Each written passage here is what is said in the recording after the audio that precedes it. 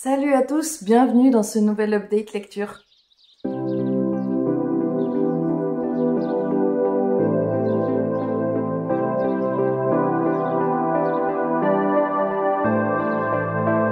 Aujourd'hui, je vais vous présenter un graphique et 4 romans. J'ai mis un peu de temps à sortir l'update parce que j'ai quand même des romans qui sont assez costauds. Donc, je suis un petit peu en décalé, mais je vais vous présenter ça tout de suite. La première lecture que je vais vous présenter, c'est le graphique L'Or Olympus de Rachel Smith, que j'ai vu pas mal tourner, donc moi je l'ai emprunté en bibliothèque. C'est un roman graphique qui tourne autour des couleurs, on va dire bleu et rose, et noir évidemment. Et voilà, on est quand même sur des tons de couleurs toujours un peu pareils. Alors moi, j'étais pas très attirée par le dessin. Voilà, donc comme je l'ai vu pas mal tourner, que j'ai vu des retours assez positifs, notamment de personnes que je suis et dont j'aime beaucoup les habits, je me suis dit, je vais quand même tenter. On va suivre ici la jeune Perséphone qui va aller à l'université et qui va donc rentrer un peu dans la vie active. Enfin, pas dans la vie active, mais dans la vie... disons qu'elle était en fait enfermée par sa mère pour se protéger des dieux. Et là, elle va être vraiment propulsée dans la vie réelle, puisqu'on va suivre les dieux de l'Olympe. C'est vraiment, alors c'est transformé pour être très actuel, donc les dieux vivent, voilà, avec nos problématiques actuelles et tout ça. Ils vont dans des bars, des choses comme ça, et ça a été justement l'un des petits points, pas des points faibles, mais disons que c'est ce que j'ai moins apprécié au début, et finalement, il y a plein de sujets qui sont abordés et qui sont très actuels, et du coup, finalement, j'ai bien aimé ma lecture, mais ça a été vraiment... Je pense que les 3/4 du récit, j'ai pas vraiment accroché, surtout parce que j'accrochais pas du tout au dessin. Et finalement, j'ai bien aimé le dernier quart. Et qu'est-ce qui se passe pour la jeune Perséphone et comment ça va se poursuivre après. Je suis curieuse de voir comment ça va tourner. Mais c'est vrai que si j'avais pas du tout vu cette lecture tourner sur les réseaux, clairement, ça fait partie du genre d'ouvrage vers lesquels je ne me serais pas tournée. Parce que l'ouvrage en lui-même ne me parle pas et comme je vous disais, les dessins, j'apprécie pas du tout. Mais voilà, j'étais contente de découvrir cette BD et je verrai, j'ai hâte, peut-être pas, mais j'ai envie de voir ce que le tome 2 me réserve et après je verrai si je continue ou non cette lecture. Alors après, il y a un coup de cœur, une lecture, j'ai presque 2 coups de cœur, une lecture moyenne, enfin bien, mais voilà, pas extraordinaire, et une lecture que j'ai moins aimée, donc je vais vous les faire dans l'ordre. La lecture que j'ai la moins appréciée, il s'agit de Changer l'eau des fleurs de Valérie Perrin, qui est un livre que j'avais dans ma pile à lire depuis extrêmement longtemps, parce que je l'avais vu pas mal tourner. Moi, j'ai lu de Valérie Perrin Les Oubliés du dimanche, que j'avais beaucoup aimé. Et quand j'ai commencé Changer l'eau des fleurs, je l'ai lu en lecture commune. Au début, avec une personne du Patreon, au début, j'ai bien aimé. On va suivre cette jeune femme. Je me suis prise très vite au jeu. C'était chouette. J'aimais bien l'écriture. J'aimais bien le personnage principal. Et puis il y a un élément parce qu'il y a des allers-retours passés-présents, et puis il y a un élément qui nous explique pourquoi est-ce qu'elle en est là. Et là, ça a été la déconfiture totale. Je n'ai plus du tout apprécié ma lecture. J'ai détesté ce qui est arrivé à ce personnage et du coup, ma lecture, ça m'a mis dans un état pas possible. Ça m'a mis dans un état pas possible. Et après, tout le reste de la lecture a été compliqué parce que ça me faisait mal au ventre, voilà, le sujet me plaisait pas et j'adhérais pas du tout à la façon dont c'était tourné. Et notamment, on suit un personnage qui est extrêmement toxique et j'ai pas du tout aimé ce personnage, c'est fait pour, mais j'ai pas non plus apprécié le suivre. C'est-à-dire, j'avais pas envie de savoir sa vie. Il aurait fait que passer, je dis pas, mais là, il était hyper présent. Dans ce livre, on va suivre une jeune femme qui s'appelle Violette Toussaint, qui se retrouve à être gardienne de cimetière, et elle a sa petite vie avec les autres gardiens, enfin les autres, le personnel du cimetière. Elle assiste aux enterrements, elle prend des notes, elle accompagne les gens, elle les reçoit dans sa maison pour qu'ils se recueillent un petit peu. Donc voilà, on va la suivre et puis petit à petit on va comprendre qu'est-ce qui a amené Violette à devenir gardienne de cimetière, qu'est-ce qui a pu se passer dans sa vie, quels événements elle a pu vivre. Et donc petit à petit, en fait, il va y avoir un jeu passé-présent et les bouts vont se connecter petit à petit entre le passé et le présent jusqu'à arriver à la conclusion évidemment finale du pourquoi, du comment. En soi, c'était pas forcément une mauvaise lecture, c'est pas la question, c'est que j'ai pas du tout aimé, encore une fois, le tournant de l'histoire. J'aime pas du tout ce qui arrive à ce personnage et pourquoi elle est là. c'est ça, je pense que j'étais un peu sensible au moment où je l'ai lu, donc voilà. Mais j'ai pas apprécié. J'ai pas apprécié la façon dont c'était fait. Voilà, ça n'a pas fonctionné. Et pourtant, ce qui est assez incroyable, on était d'accord avec la personne du Patreon, c'est que c'est une lecture que tout le monde a adorée. Mais tout le monde. Et ben moi, c'était pas la lecture que j'ai adorée, loin de là. Alors, la forme, c'est-à-dire l'écriture, était vraiment bien, super même. Enfin, l'écriture de Valérie Perrin, j'adore. Mais je vois pas. Alors oui, on peut dire il y a une histoire de résilience, c'est une histoire de résilience, voilà. Elle, elle, elle, elle prend, elle fait, enfin, elle fait fi, mais elle se remet à vivre malgré les éléments de la vie. Oui, d'accord, ok, super, mais en fait, c'est trop long, quoi, dans ces cas-là. Enfin, moi, j'ai trouvé le livre hyper long. Il fait plus de 600 pages, je crois, 665 pages. De résilience, c'est un peu long. Et puis, je trouvais qu'on tournait un peu en rond, souvent sur le personnage, sur son passé. Ouais, ça a bouclé un petit peu, quoi. Donc, je suis assez déçue, en fait. Et je sais pas si... Alors, je vais relire du Valérie Perrin, mais du coup, j'irai avec beaucoup moins de joie et d'allégresse, parce que là, je revenais du tome des Oubliés du Dimanche, où vraiment, j'avais été complètement conquise. La lecture suivante, c'est pareil, je l'ai fait en lecture commune. Alors, même propos, c'est pas que j'ai pas aimé, mais alors là, pour d'autres raisons, il y a eu un petit décalage entre tous les avis que j'ai pu voir et ce que moi j'ai ressenti. Globalement, là, c'est la troisième lecture que je vous présente, et c'est la troisième lecture où j'ai vu des avis hyper, enfin, très très positifs, extrêmement, oui, extrêmement joyeux, j'allais dire pas du tout, mais c'est pas du tout ça, mais extrêmement positif. Et moi, c'est pas ce que j'ai ressenti à la lecture. Le livre suivant, il s'agit du premier tome des 7 sœurs de les 7 sœurs de Lucinda Riley. Je crois même qu'elle s'appelle La Sœur du Soleil, peut-être, je ne sais pas. Il y a juste marqué les 7 sœurs, mais je crois qu'elle porte un nom. Ce premier tome, il porte un nom qui n'est pas précisé. Maya. Voilà, les 7 sœurs, Maya. On va suivre ici, pour ceux qui ne connaissent pas, pour ceux qui sont passés à côté de l'aventure Les 7 sœurs, je pense que vous vivez dans une grotte. En tout cas, si vous êtes sur les réseaux Booktube, Booksphere, Booktube, Bookstagram, vous l'avez forcément vu. On va suivre une fratrie. Alors, je sais pas si on dit une fratrie, mais je crois que ça porte un autre nom quand c'est neutre. Bon, on va suivre 7 sœurs, ou 6 sœurs, je ne sais plus, j'ai comme un doute. Bon, comme son nom l'indique, on va suivre donc 7 sœurs. J'avais un doute parce que je sais qu'il y a une histoire de sœurs disparues, c'est un peu étrange. Bref, donc on va suivre 7 sœurs qui se retrouvent à la mort de leur père, pas Salt, qui les a toutes adoptées à des âges différents et à des moments différents de sa vie. Donc, il a adopté 7 filles qui viennent de 7 pays différents. C'est un homme qui était extrêmement fortuné. Les 7 sœurs se retrouvent donc à enterrer, pas vraiment, mais à suivre les funérailles de leur père en décalé, parce que bon, bref, il y a eu un événement que lui a fait. Je vous dis pas, vous allez le découvrir. Elles se retrouvent toutes les 7 avec les dernières volontés de leur père, et elles vont un petit peu retrouver leurs racines. Et nous, on va suivre l'aînée, Maya, qui va se retrouver à vivre un voyage pour aller, oui, c'est marqué, qui va se retrouver à Rio de Janeiro pour suivre la trace de ses ancêtres.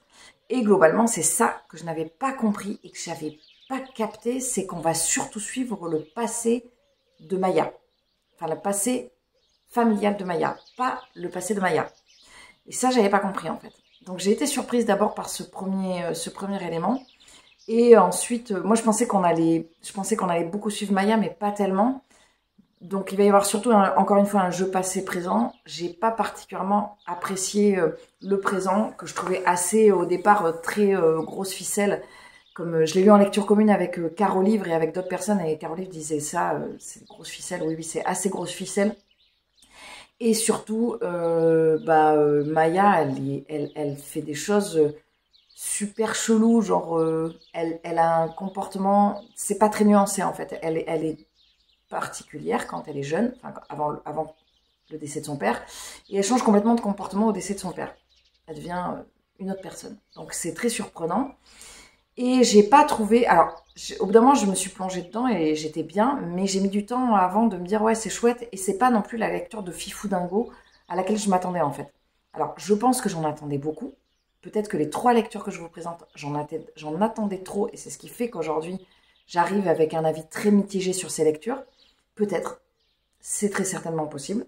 Je suis en train de regarder les 2 lectures qui restent. Il y en a une, j'en attendais beaucoup et d'aller sur le beaucoup. Bref, mais en tout cas, voilà, c'était pas, je lirai le tome 2 avec plaisir, il n'y a pas de souci, mais par exemple, je vais pas me ruer dessus. C'est pas comme l'un des livres que je vais vous présenter après, où là, il me faut la suite, en fait. Là, je suis plus en mode genre, ouais, ok, j'essaierai peut-être de les trouver d'occasion, quoi. Voilà, c'est pas une lecture décevante, mais c'est pas non plus la lecture la plus incroyable que j'ai faite de l'année. Les deux lectures qui restent, je pense que ce sont des coups de cœur les deux, mais je suis pas sûre, mais je pense quand même globalement que oui. La première, il s'agit du Mur invisible de Marlène Haushofer. C'est une lecture que j'ai pas du tout dit les maisons d'édition. Ici, c'est Babel. C'est une lecture que j'avais pas du tout prévu de lire. Si vous me suivez en vlog, je l'ai acheté en express parce que avec Camille des Idées de Mimes, on voulait se faire une lecture commune. Et donc, du coup, elle m'a proposé plusieurs titres. Elle m'a montré la 4e de celui-ci. J'ai dit, ça me plaît bien. Je l'ai commandé et je l'ai commencé direct, quoi. On va suivre ici une jeune femme qui se retrouve, une veuve, qui se retrouve dans une maison de vacances avec son oncle et sa tante. Son oncle, c'est quelqu'un de survivaliste, donc il a fait plein de réserves. C'est genre, voilà, c'est au cas où il y ait la fin du monde. Et un matin, son oncle et sa tante, non, un soir, son oncle et sa tante partent au village pour aller justement faire manger un morceau ou quelque chose comme ça. Il lui demande, est-ce que tu veux venir? Non, tout ça. Donc elle reste à la maison. Et puis ils embarquent le chien. Le chien revient pour X ou Y raison. Donc elle se retrouve toute seule avec le chien. Elle va se coucher. Le lendemain matin, elle se réveille et puis son oncle et sa tante ne sont pas revenus. Les draps n'ont pas été défaits, elle comprend pas tout ça, donc elle sort, elle voit la voiture, parce qu'ils ont laissé la voiture, et elle décide d'aller sur le chemin. Et là, sur le chemin, au bout d'un moment, elle se retrouve face à un mur invisible. Donc elle comprend pas, et puis elle se rend compte qu'elle peut pas sortir. Donc elle comprend pas qu'est-ce qui se passe réellement. Donc elle retourne à la maison. Et là, elle va rentrer dans un mode survivaliste et on va suivre cette jeune femme dont on ne sait pas le nom, on ne sait pas à quelle époque on se situe, on ne sait rien, on ne sait pas pourquoi il y a ce mur et on va la suivre à travers un journal en fait qu'elle va tenir où elle va nous raconter. C'est très très lent, c'est très basique. Elle va vraiment nous raconter sa survie avec les plantes qu'elle va mettre en terre. Comment ça va se passer avec les animaux, qui elle va rencontrer dans les animaux, comment elle va s'en occuper, qu'est-ce qui va se passer pour eux. Donc il se passe globalement, c'est hyper important parce que ça n'est pas un livre, c'est un livre posta, mais c'est un livre posta que je n'ai jamais vu de ma vie. Il est pas tout petit, il fait 350 pages, mais il ne se passe rien. Je préfère vous prévenir que vous n'attendiez pas à Monts et Merveilles. Il se passe rien, mais dans ce rien, c'est une ode à la nature. En fait, c'est du nature writing. C'est vraiment, on est bien avec cette femme, on tremble pour elle, pour des choses hyper simples, genre, est-ce que ça va pousser ou pas, quoi.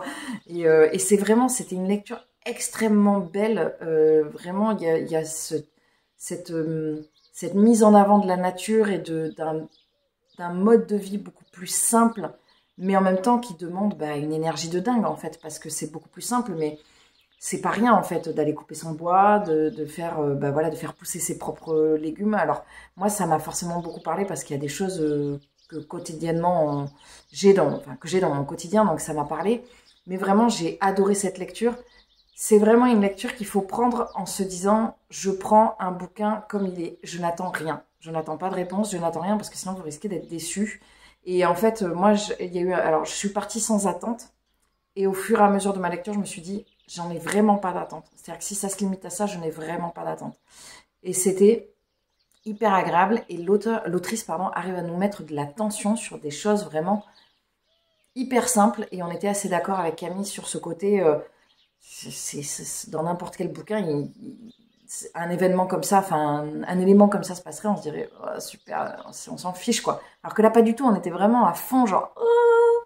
Donc c'était vraiment très très chouette. Alors là pour le coup, si j'avais dû voir ce livre en librairie, jamais je ne me serais tournée dessus parce que je suis pas fan. Pourtant j'adore la maison d'édition Babel que je trouve très très agréable à lire, mais je comprends pas cette couverture. C'est un livre c'est pas un livre tout neuf parce qu'il date des années 60 je crois, 68. C'est un livre allemand, il y a une adaptation cinématographique allemande qui a été faite. Je pense pas que je la regarderai parce qu'elle a l'air située dans les années 80 et moi je la situais plus dans les années 50, donc voilà. Et puis le livre me satisfait, enfin ça me satisfait. J'ai peur d'être déçue par l'adaptation. En fait. Le dernier livre que je vais vous présenter, c'est un coup de cœur et je l'ai terminé. D'ailleurs, j'en viens d'en terminer un autre qui est également un coup de cœur. Donc en ce moment, j'enchaîne les coups de cœur. J'ai l'impression que soit c'est tout, soit c'est rien en ce moment au niveau des lectures. C'est une lecture tout a fonctionné dans ce livre, tout. Mais vraiment, ça a été que l'intrigue a fonctionné, la mise en place, les personnages, le monde, tout a fonctionné. J'ai lu Lady Hélène, le premier tome, Le Club des Mauvais Jours de Alison Goodman chez Paul Fiction. Ce livre, je l'avais dans ma pile à lire depuis hyper longtemps et je l'ai sorti à l'occasion du printemps des livres parce que pour la couverture jaune et rouge, pas du tout, jaune et noir, jaune et rouge, mais pas du tout. On n'est pas en mode quel animal jaune et rouge, je ne sais pas. Bon, jaune et noir. Et je l'ai lu en lecture commune avec une personne du Patreon et là, tout a marché. Mais tout, ça a été absolument incroyable. On va suivre ici une jeune femme qui s'appelle Lady Hélène je sais pas comment dire, Wexhall, qui fait son entrée dans le monde. On est dans le Londres victorien en 1812. Et la jeune fille vit avec son oncle et sa tante. Ses parents sont décédés, son oncle, sa tante et son frère. Et on va suivre ses premiers pas dans la société londonienne, donc avec tout ce qu'il faut faire, les balles, tout ça. Et en fait, on va... alors, il y a une grosse introduction. Ça dure pendant, facile, je crois, quelque chose comme 250 pages, où vraiment, il est assez gros quand même, il fait 650 pages. Sur les 650, on a un peu plus d'un tiers qui est vraiment sur cette mise en place du monde avec Lady Hélène, qui est une jeune fille, qui doit bien répondre aux dictats de la société, qui ne doit pas parler trop fort, qui ne doit pas parler trop vite, qui ne doit pas montrer trop ses émotions, qui doit pas ci, qui doit pas là. En gros, elle ne doit pas trop vivre, quoi.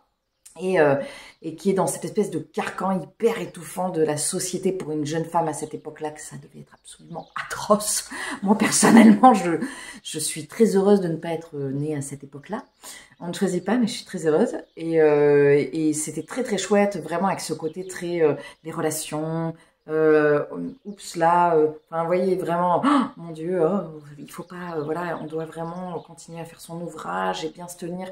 Elle a un oncle qui est absolument atroce, c'est un personnage détestable qui a une vision des femmes qui est, je pense, pour l'époque, qui elle-même est rétrograde, qui lui-même est encore plus rétrograde que l'époque. Et donc, on va la suivre, qui commence à sentir ses premiers émois, qui fait des rencontres et tout ça. Et c'est compliqué parce qu'en gros, on lui dit, tu peux faire du bruit, mais non, tu peux pas faire de bruit en fait. Tu dois montrer tes sentiments, mais pas trop. Tu dois faire ci, mais pas trop. Et c'est hyper bien fait. Et à peu près à la page 250, ça va tourner on va tomber dans un monde fantastique. Et là, le dosage, j'avais hyper peur de ce dosage parce que, enfin, de cet équilibre fantastique monde victorien, parce que je me suis dit, très vite, on peut tomber dans quelque chose d'extrêmement grotesque, où le côté fantastique n'a absolument aucune cohérence avec le monde du Londres à cette époque-là. Et en fait, pas du tout. C'est hyper bien fait, ça vient super naturellement. C'est fantastique, mais pas trop. C'est très bien dosé. Et Lady Hélène, elle prend sa vie prend un autre tournant. Elle se pose des questions. Elle va pas dans ce monde-là en mode genre ouais youpi, vas-y, c'est hyper normal. J'ai été élevée dans un monde à la Jane Austen et tout d'un coup je me retrouve avec quelque chose de complètement fantastique. Mais bien sûr, c'est normal. Je l'avais toujours vu. Non, justement, elle a beaucoup de réserve.